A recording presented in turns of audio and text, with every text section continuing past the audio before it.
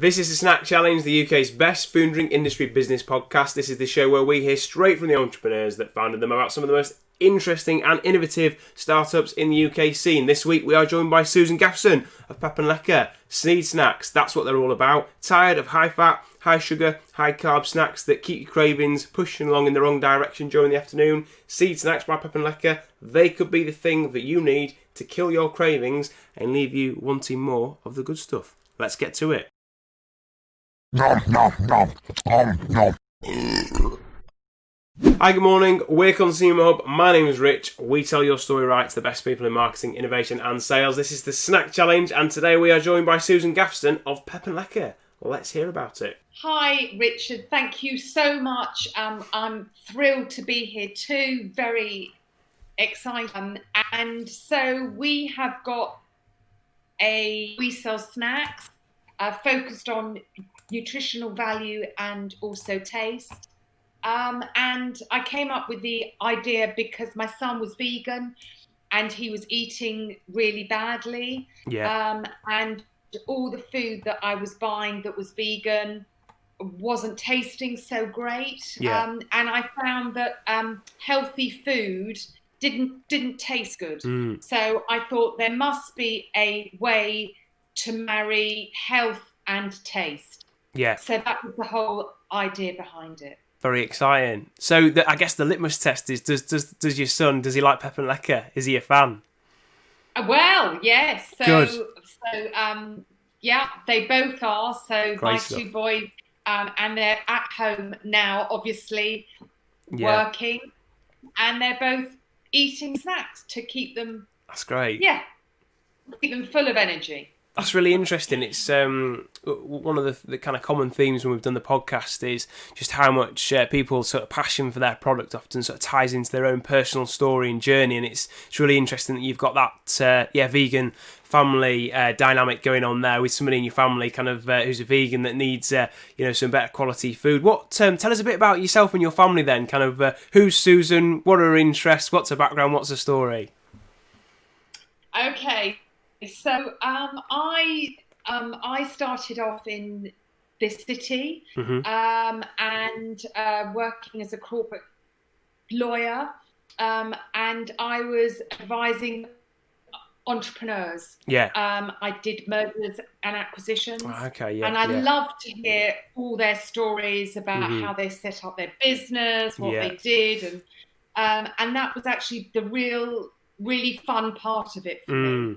But I just didn't have the courage to actually do that myself. So I was in the office writing documents all night. Yeah. So it took me many years to have the courage. But when my kids were older, they went to university. I decided, if not now, then when? But still not having the courage, I took myself to business school. Okay, great. A business degree. Did you find your business degree was useful? Did you sort of find the University of Life probably taught you a bit more than the actual academic education you had there? No, actually, the MBA was actually really useful because the lawyer's mindset is to avoid risk and to be very particular, not to see the big picture. Yeah. And when you're starting out as a business, you are going to be facing very difficult situations. You can't minimize risks, and so it's just about trade-offs. Yeah. So the degree was really helpful because it helped me change my mindset to more of a growth mindset. Yeah. That's really interesting. And what was the light bulb moment when you realised that healthy snacking and natural foods was where the business and the kind of the next chapter of your career was going to be? Had that always been a seed in the back of your head, no pun intended, that you wanted to kind of be in seed snacks and healthy snacking, or did it kind of emerge out of the MBA? Where did that sort of light bulb moment come? I think it emerged out of the degree, because I had to come up with a business idea. So they said, pick a problem and then make your business a solution. So the problem that I had was that I was really struggling to feed Henry. I started to read back of packs for the first time, because I was always very busy shopping. And so I was often, if things seemed to be healthy, then I would just buy them, and I wouldn't stop to read back of packs. And I had to, I was vegan, and I started to see so much of the food that I was buying that I thought was really healthy really wasn't healthy. And so I thought, no, there must be a space for a brand that's really authentic. So I suppose because I've always been about trust and honesty, I thought, no, I'm really going to come up with something that really is healthy, that isn't just a marketing. That's great. I've been amazed at how many. I mean, I'm not a vegan, but I've got a lot of vegans and vegetarians in my family, and a lot of people in my family that are gluten-free, dairy-free. So we'll often sort of do vegan dishes when family come round. My wife and I've been amazed how many vegan products we've bought or looked at that are stuff full of palm oil. And I just find that bizarre. I mean, I know it's still vegan, but palm oil is not exactly centre of health credentials at the moment, is it? With all the bad press around it and the sort of problem with the farming practices. Exactly, and so much is processed and loaded with sugar and salt. But I think what's also interesting is that now also, people choosing to eat plant-based for health. So I think it's kind of going beyond vegans. To people that are kind of choosing to cut out, meat and dairy for health reasons. We did some quite a lot of recruitment with a big vegan and vegetarian brand last year, and one of the things that their shopper marketing team were talking about was this kind of move in the target shopper from those that have a health need to those that have a lifestyle need. I thought that was really interesting. It's still a need, but it's got a different centre of gravity than if it's just a health need. So what's the story behind the name then? I love the name. It's really, really snappy. It's really, really catchy and very kind of bouncy, full of life. But what's the story behind it? How did you come up with it? So we came up with it. So we wanted something that was catchy, that was different, that started conversations. And so Pep, so the idea is that the snacks give you energy. So they're all high protein, high fiber, etc., etc. So the Pep comes from kind of energy. And Lekker, that means tasty. And it's and actually it is in the Oxford English Dictionary. So even though we aren't Dutch or Germans or South African, we felt that we could use it because it's a very cool word. And it's also in the Oxford English Dictionary. And we like the fact that it gave it a sort of cosmopolitan feel. Because, we're not kind of traditional English roses. We come from London, we're fairly cosmopolitan. We thought, that was sort of... Well, I won't give the viewers too much for spoiling that, but the branding's great. It's really good. It's really fun. It's very London. So who's your team then, Susan? Like, who is Pep and Lekker? Is it just you? Do you have people around you, a support team? Like, and kind of where are you at in that journey from sort of solopreneur through to something that's bigger? Clearly you've had some great listings with some big retailers, but kind of who's the team and where are you at in your journey? Okay, so I knew that I'd always worked in a very big office with Yeah. teams, and I knew that I'd find this very difficult to do by myself. Mm-hmm. Um, so my husband's sister, Yeah, yeah. uh, Juliet, I respect her. She's a former psychotherapist, Oh, okay, yeah. and she's basically and I asked her whether she fancied doing something different. And she said, yeah, she was fed up with listening to other people's problems. And yeah, so, but in all seriousness, she's Yeah. a fantastic cook. Ah, okay. Yeah, yeah, So interesting. basically, she was in the kitchen for weeks and weeks. You know, she bought every seed that you could possibly buy, Yeah. and she tried every single combination. Great. So she kind of helped us come up with the recipes, and she kind of deals with the more practical side. I'm not particularly practical. And so there's Juliet and I. So Yeah. as I say, we kind of come together, but do have very different but Great. complementary skills. Yeah, yeah. And also, she's somebody that I can really trust. So Brilliant. which is helpful. Yeah, yeah. And then we outsource, various things like social media. Yeah. I tried to do it myself to start with. Yeah, yeah. But It's a dark I'm art, not isn't it? natural. Yeah, I'm not a natural, I don't eat and take photos and, send them to friends and family. Yeah.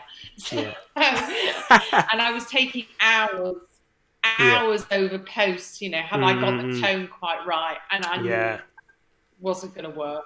Yeah, yeah.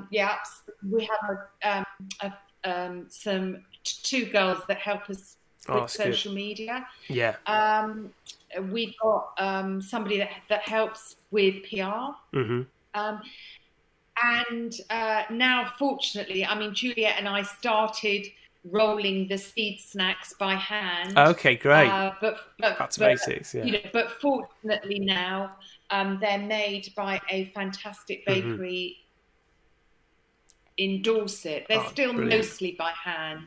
Yeah, yeah. But they are professional bakers. Yeah.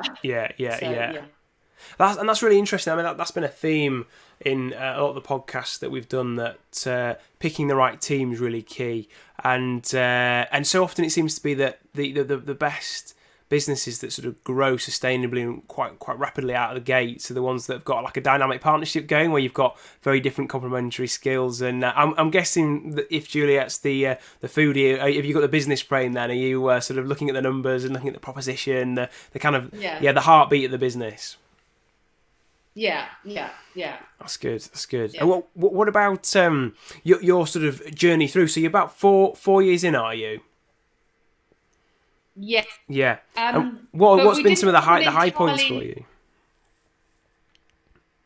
Well, there've been lots of high. So it's quite interesting. So coming from a completely different sector, what I thought were the high points, and right now we've made it. Clearly, as I've understood about the business, a small stepping stone rather than I've made it. You know, when I started sort of getting into stores, was like, oh, we're in stores, we've made it. But this is it. But actually, it's kind of getting them off the shelves rather than into the store. Yeah, true. Yeah.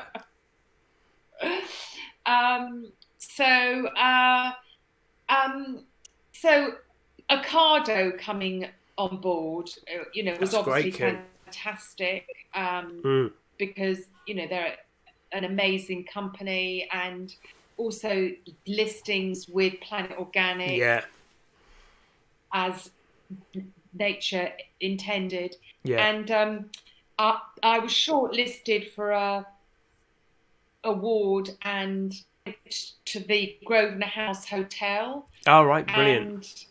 And I had some time and I went into their coffee shop. Yeah. And I saw a Pep Lekker snack. Oh, great. Being sold in their coffee shop. So it's really, a real highlight when you can actually see them. Oh, I can imagine that must be so satisfying, taking it right from an idea through to something you see in a store. You think, yeah, I've masterminded that. I've seen it through. How long did it take you to get from the sort of startup phase of kind of concept development through to getting the products actually listed and sold? Was it relatively rapid, 6 months, or we took more like a year? What was the sort of process and timescale on that? I mean, so we started with soup. Okay. So interesting. Yeah. We used to sell the seed snacks with soup. They were different to the seed snacks that they are now. But to be honest, getting them into store was relatively quick because they were always really good products. So we worked really hard to get a product that was really good. Yeah. I suppose getting a product that buyers like that you get into store, but then the point about getting the sales, that's taken longer. So creating awareness as a small brand, that's the real challenge. Yeah. And how have you gone about developing that awareness and that marketing funnel for your sales? Well, so that's been through fantastic podcasts like this. Yes. But social media. So it's been a huge help to get people on board that really understand about social media. PRs. We won a 2-star award for Great Taste, Rosemere. Yeah, brilliant. So consumers like to see that you've been independently verified. Yeah. And then just doing samplings. Doing shows. Yeah. But it just kind of takes longer than you think. Yeah. And you need. We've been self-funded, so we don't have a huge budget. Yeah. So that's been hard because people put a lot of money behind it. Especially experiential, the costs can really run away with themselves, can't they, for experiential sampling? Yeah. But also, the money that people put behind, Instagram posts and Amazon and various, even fake posts. Yeah. You'd be surprised. I can imagine. Coming from a different sector, so obviously law and marketing, we do very little marketing, obviously. And so that's been a real learning curve, to really understand. So where have you? What's been your strategy for upskilling and finding the skills that you need as you kind of come up against obstacles and things that you got to move through as a business, Susan? Well, so I found that other people in the sector are really helpful. Right. So there's lots of small businesses and I try to approach people where I can and ask them for advice and support, and most people are really helpful. Great. There's a lot of groups that I've joined for small businesses. Yeah.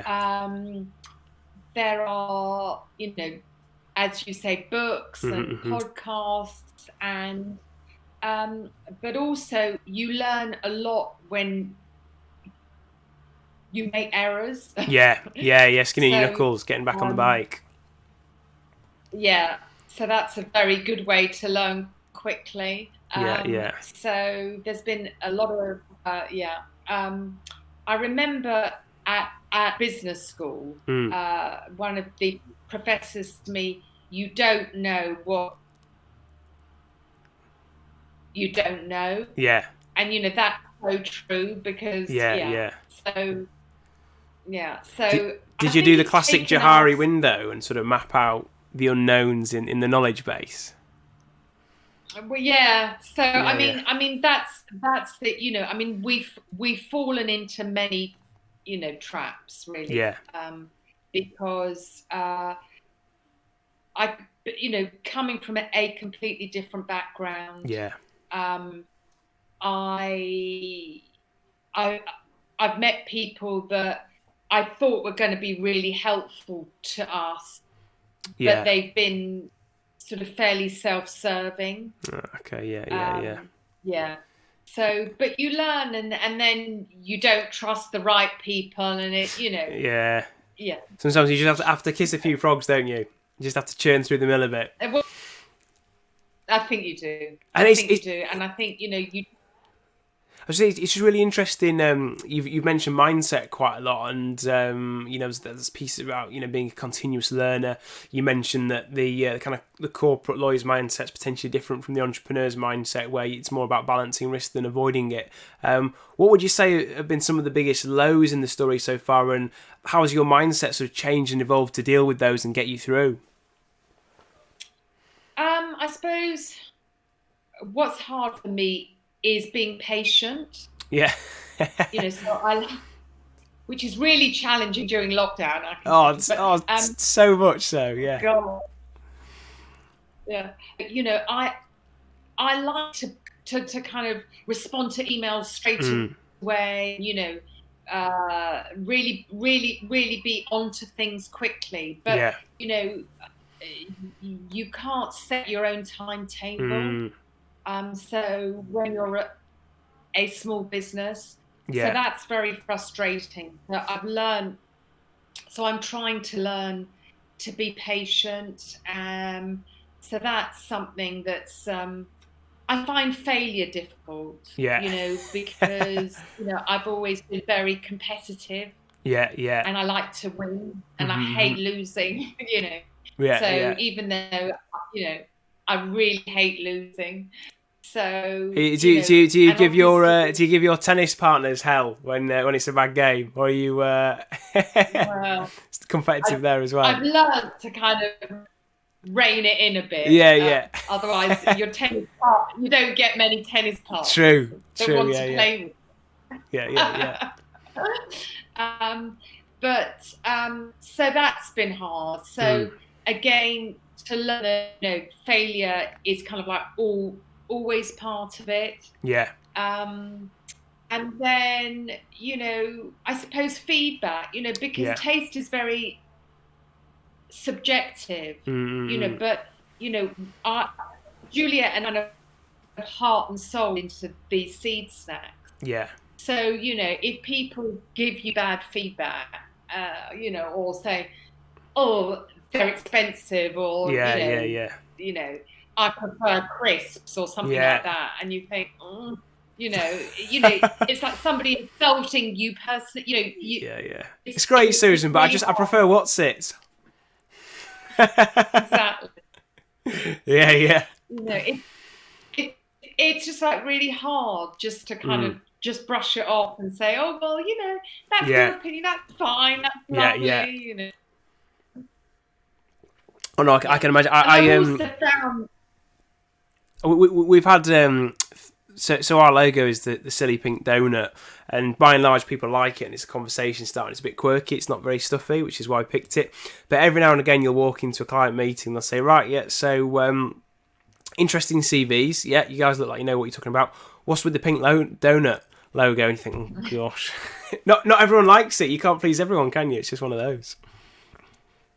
Well, it's true. And, with branding, everybody says, agency you go to has got a completely different opinion about what, So, consumers, like, on the whole, they're wonderful, but they're people, so you don't like everybody, but you have to be got to have your game face on, and nice for everybody.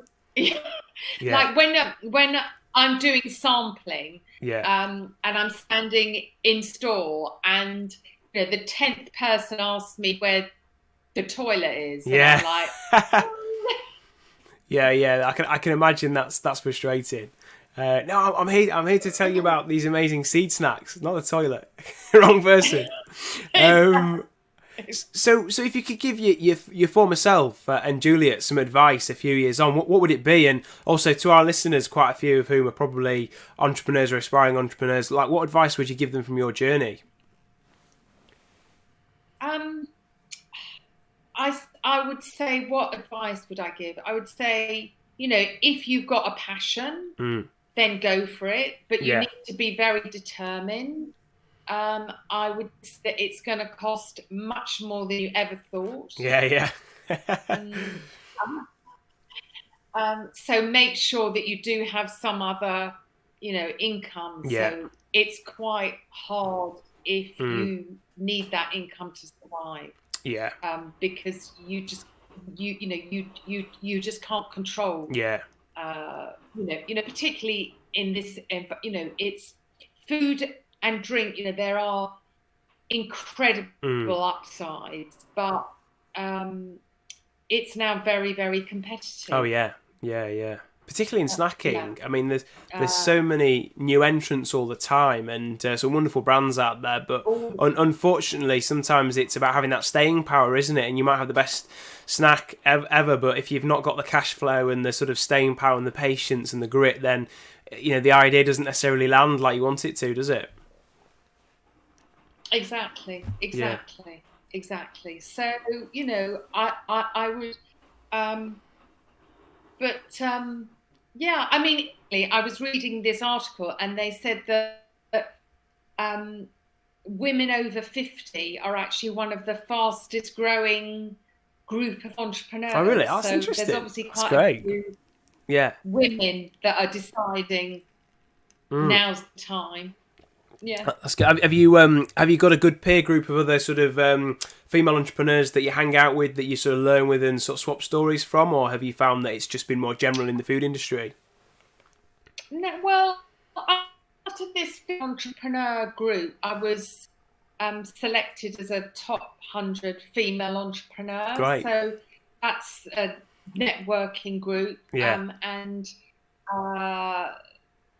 But in the food and drink sector, to be honest, in my group there aren't many women of my age that I'm friendly with, but Cool. All this talk of sneeze snacks is making me hungry. So this is the moment I've been waiting for. We should try the snacks. This is the moment of truth. This is the moment of truth. Yeah. So.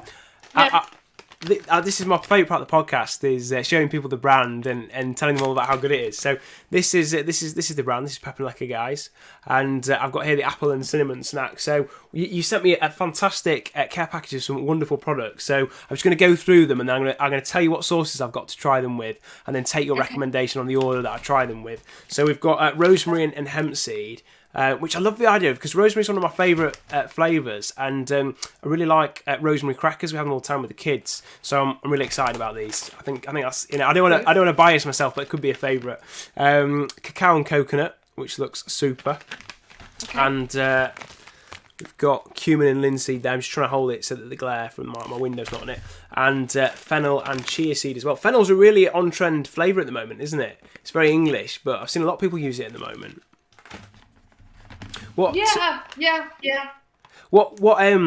start with then? What sort of so actually sauces. So I've got some homemade quince chutney that my wife's made. That's pretty good. It's quite spicy, quite peppery. I've got some roasted garlic and lemon mayonnaise, and then I've got some vegan cacao sauce made by the guys at Broma Foods. So what would you say would sort of be the best place to start this little food journey through the products, and what would you sort of pair with my sauces, do you reckon, Susan? Oh gosh, you see, this is where Juliet Okay. is the person that you need. Yeah. Because she's the one for flavors and tastes and combinations rather than me. Because I actually eat them without sauce on their own. But the reason why I told you, because my boys eat them with hummus and So, well, you said you like the rosemary, so why don't you try? Why don't you start with rosemary? Sounds good. Yeah, let's get to it. So rosemary and hemp then. So that's a combination I've not had before. It's going to be really, really exciting. So tell us about the great taste award then, Susan, that this rosemary product's got. It's really interesting. Yeah, so the Guild of Fine Food, they run these taste awards, and hundreds and hundreds of different, brands, from, very famous ones to very small ones. They send in all their products, and they've got these different judges. Yeah. And it really helps consumers, I think, to know what tastes good. So very, very, very tasty. Like one of the things that I really like when I look up at the back of the ingredient deck is there's no oil in there straight away. Apple puree, and they're very sweet. Sometimes when you have rosemary crackers, they can be quite dry and sort of claggy, whereas this isn't at all. It's kind of very crisp, very crunchy. It doesn't stick your mouth together. Tastes really nice on its own. Like, I think I'd happily eat a bag of these by itself, but it's really nice with my roast garlic lemon mayo. And so tell me a bit about the ingredient deck, because you did quite a lot of development on this, didn't you? Yeah, we did. So we worked really hard. So we wanted to make sure that just from the ingredients, they were high protein, high fiber, great, low sugar, gluten-free. They are actually free of all allergens. So they're free of the top 14 allergens. So, great Fantastic. for schools and, traveling and things like that. I don't eat gluten myself, just for health reasons. So they're gluten-free. Brilliant. And we've also made sure there's no additives or preservatives. So everything's natural. Yeah. So there's all, healthy things, seed, hemp seed, chia seed, as you said, chicory root fiber, which is great for gut health. Yeah. No palm oil, obviously.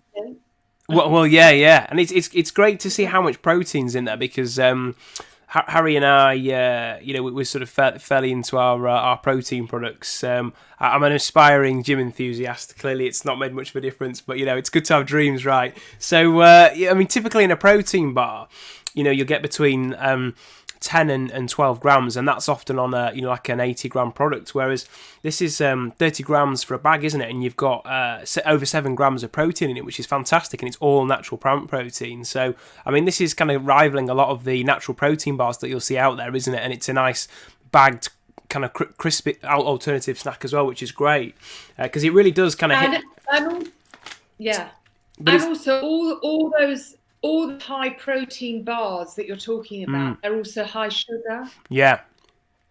It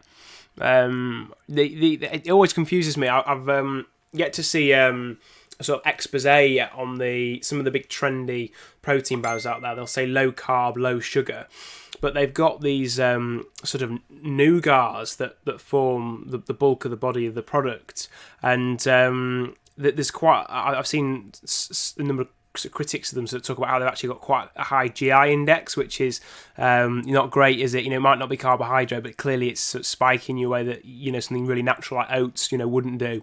So I'm always suspicious of those like really fudgy looking, chocolatey looking sort of nugget protein bars, because you just think, well, if it looks too good to be true, it probably is, right? So it's good to see all the natural ingredients in this. So I'm going to try the fennel and chia seed next, because I'm a big fan of fennel. So the other thing that I wanted to ask you about, which I really liked when the products came through, is you've got compostable pouches, haven't you? Yes, yeah. So we thought that you couldn't have a grab and go product and be vegan and introduce plastic into the planet. So we worked really hard to find this compostable material, and that's one of the reasons actually why the product isn't cheap, because the compostable material is very expensive. It's the first time I've seen it in this format before. Hundreds of How long did it take to source the right packaging format? Was it sort of quite a while to find the right solution for you? Well, yes, and we're probably still working on it because they're continually coming up with improvements. Okay. The first product that we found was paper based, but it didn't keep the product fresh. So that's the whole that's the whole trade-off between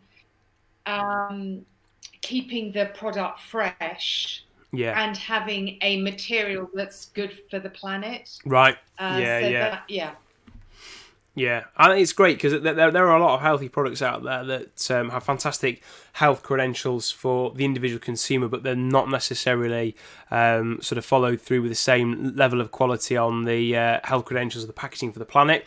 And it's great that you're sort of balancing that out. That is really good to see. I mean, what would we've got a compost bin at home. Can you just sort of chuck this into a standard composter, or would you need to dispose of it in a certain way? Like, what's the sort of application for composting on it? Well, so as I said to you, we're constantly looking to improve it. So when we got these packages, this was the best compostable material available with the high moisture barrier. But it is fully compostable. But I don't think you can use it in a home compost environment. Sure. Okay. Yeah. Yes, it's always a. But now there is a compostable material with a high moisture barrier that you can use. So we're investigating. Trying that for that. So I mean, I suppose packaging is the area where there is the most change. And each time we change the packaging, there's more and more materials because consumers now want environmentally friendly packaging. That's great. Well, these fennel and chia seed snacks are absolutely brilliant. Really nice, subtle aniseedy flavour. Big fan of them. Go very, very nicely with that quince chutney, actually. So I'll be recommending them to my wife later. So that is super tasty. And they're really crunchy as well. The texture is fantastic. Like, sometimes you have sort of baked snacks and they're quite claggy and clarty. These just aren't at all. They're really, really good. Just kind of crumble and melt in the mouth. Love it. Fantastic texture you've got there. So I'm going to try the cumin and linseed next, I think. So your son was kind of his sort of vegan lifestyle that got you going on this. Does he have a favourite flavour out of your range? Oh, that's a good. I think he likes the other ones.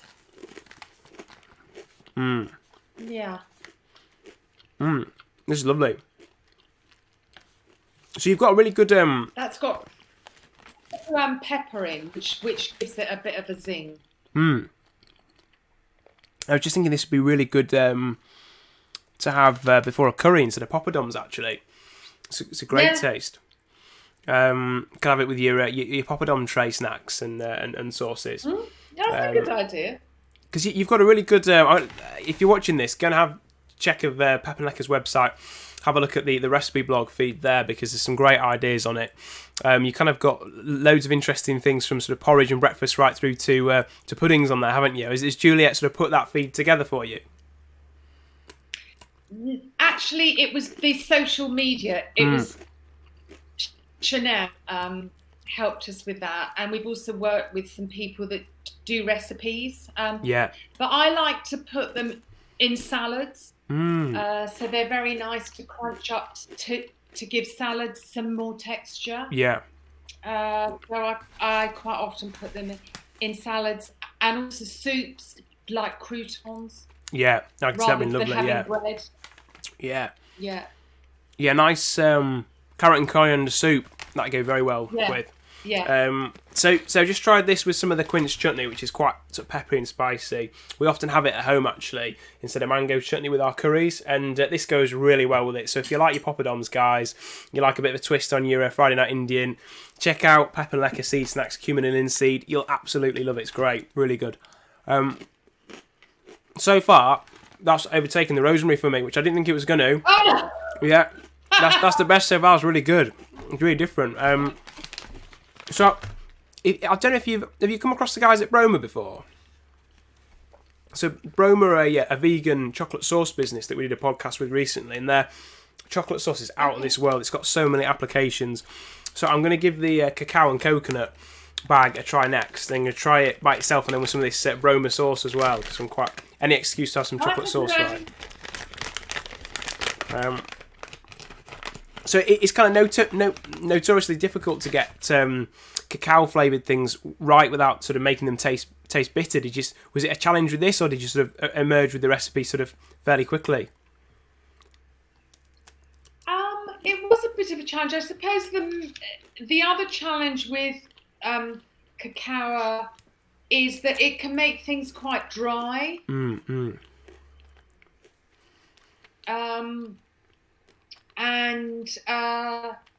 So I think we compensated. So the coconut, the desiccated coconut, gives it a little bit of sweetness.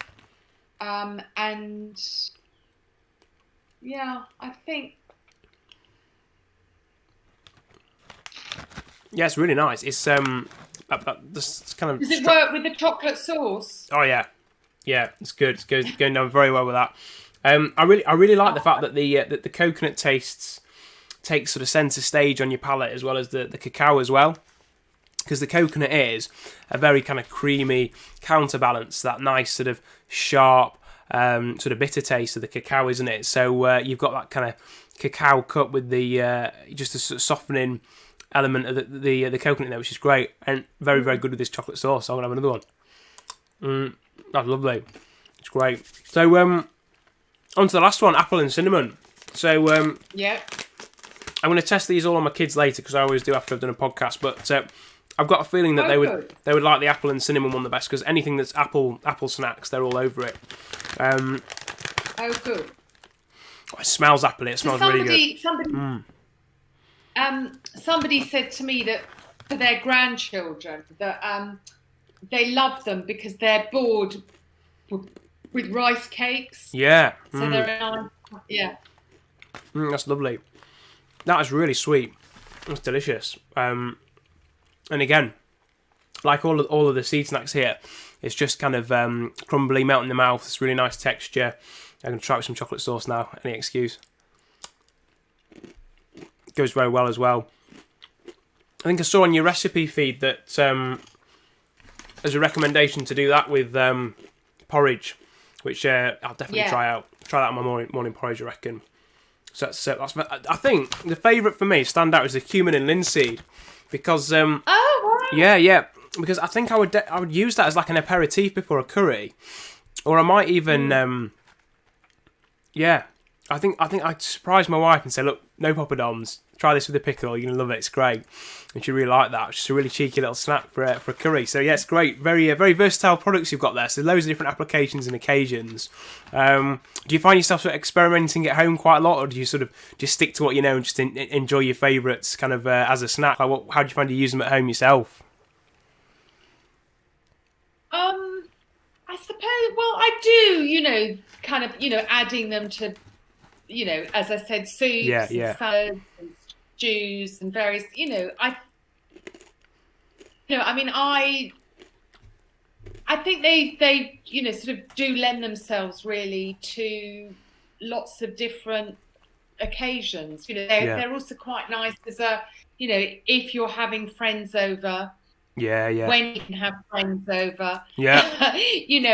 As kind of little to put out, as kind of entrees with little, different dips and sauces and. That's great. Canapes. Yeah. Help the conversation start flowing around some great food. Yeah. Yeah. So it's. Don't. Say what? Sorry. No, although don't fill them up too much so that they won't eat their dinner. Yeah, absolutely. Yeah, they won't be thanking you for that. So it's been really exciting hearing about your journey and the Pep Lekker business, and almost as exciting as trying the products. That's been great. What's next in the Pep Lekker story?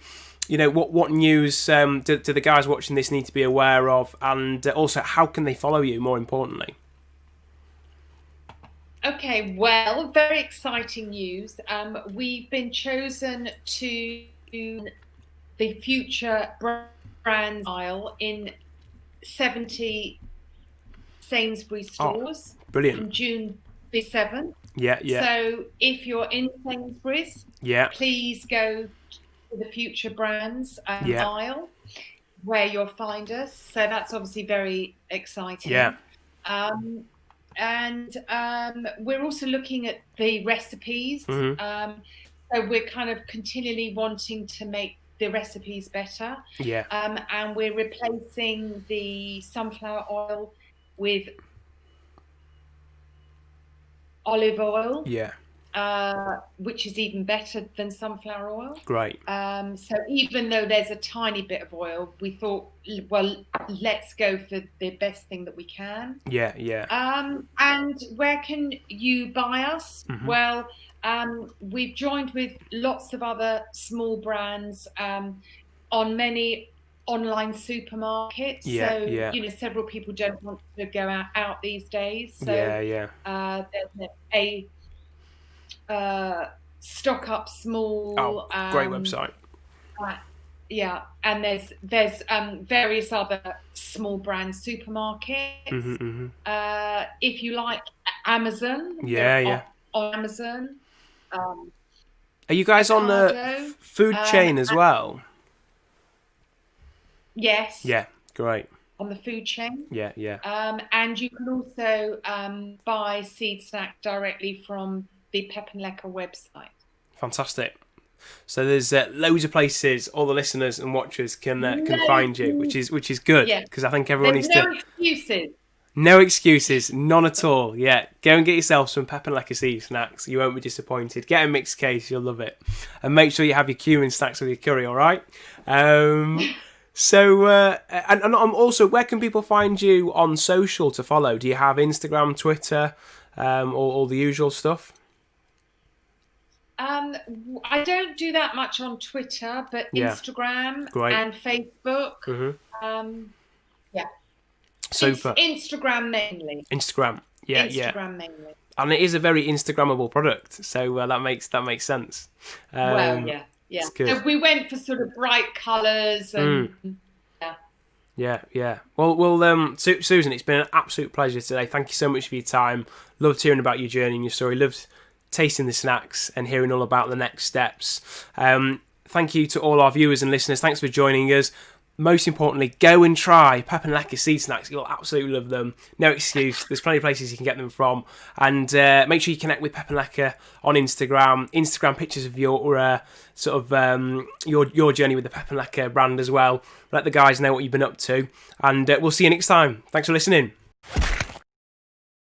Thanks for watching this video, guys. Don't forget to leave a like, subscribe and hit the bell icon to be notified when we upload a new video. Let us know in the comments below if you have any suggestions. Click the link on the left to check out a playlist with similar videos to this series and check out the one on the right to watch our previous upload. Thanks again and see you soon.